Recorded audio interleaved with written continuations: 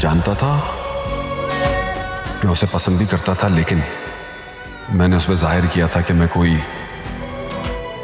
कोई रईस नहीं हूं, मैं अपनी बहन का एम्प्लॉय हूं। और जब उसे ये हकीकत पता चली तो उसने मुझसे लाताल्लुकी कर ली। बस है मेरी सजा।